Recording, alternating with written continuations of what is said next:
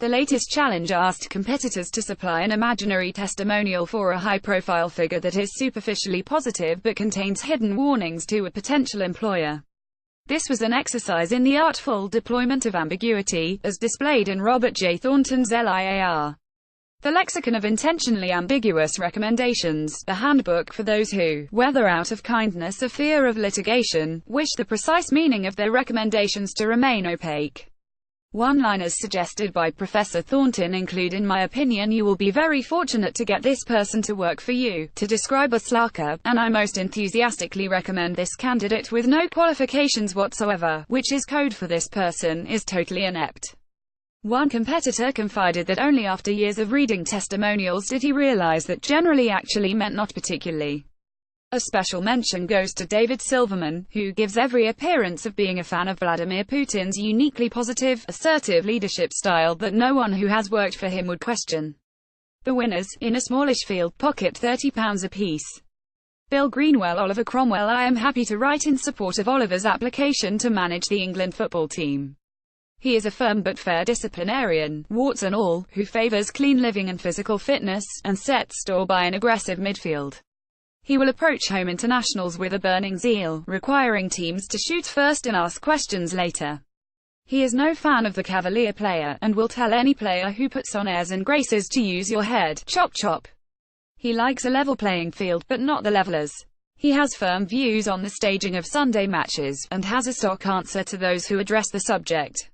His policy on double substitution is from Matthew chapter 24 verse 40, "Then shall two be in the field, the one shall be taken, and the other left." He also understands the supreme penalty. Consider him keenly. W.J. Webster. Al Capone. Let me tell you, whoever it may concern, that I consider Alphonse is a guy that is going to shoot to the top of his profession. Nobody that he has taken care of ever breathed a bad word about him, and he is worth every cent he copped for looking after me. If it is up to me, I will never let him go, but I am not wishing to stand in his way.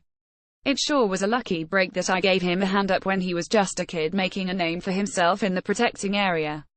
Clairvoyant I am not, but I will stake heavy on him eventually going into business for himself and making enough potatoes to have the IRS more than somewhat interested. Mr. Alphonse Capone is a guy with prospects. Basil Ransom Davies. Tony Blair. There must be few people working in the human resources field who can match the wide and varied experience of Tony Blair. Indeed, his record is unique, from galvanizing a moribund political party to destroying a dictatorial regime to working for peace in the Middle East, and he is no slouch in the property market. Versatile and charismatic, Mr. Blair is, above all, a leader. When it comes to making crucial, life-and-death judgment calls, he has proved that he will not think twice. He will act fast, taking steps that impact decisively on perilous situations and will have profound, lasting repercussions.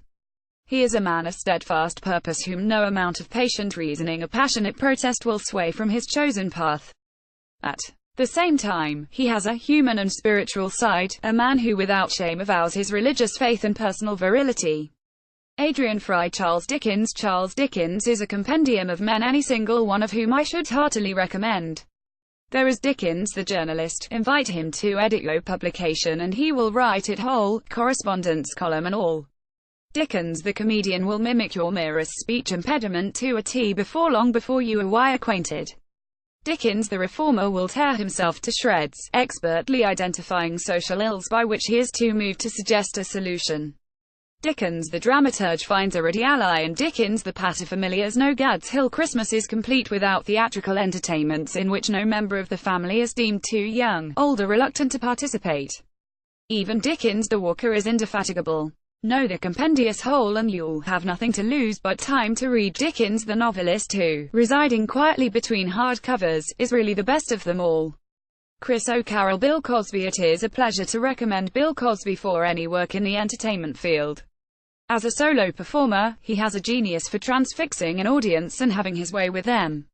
Nobody knows what secret ingredient makes him irresistible to his fans, who often describe themselves as limp and helpless when HES done.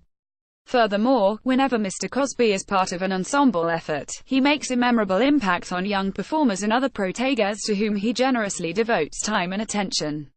Many people whose lives he has touched over the years testify that they are much wiser in the ways of the show business world, thanks to his experienced guidance and input. As one aspiring actress exclaimed, when he invites you to his home or his dressing room for a drink and an intimate conversation about your career, you know he's taking a sincere personal interest. When the novelist Ian McEwan helped his son to write an essay about one of his books, Enduring Love, the teacher gave it a somewhat lukewarm C. Your next challenge is to submit a school essay written by a well-known author, living or dead, about one of their works. Please specify email entries of up to 150 words to lucy@spectator.co.uk by midday on the 23rd of May.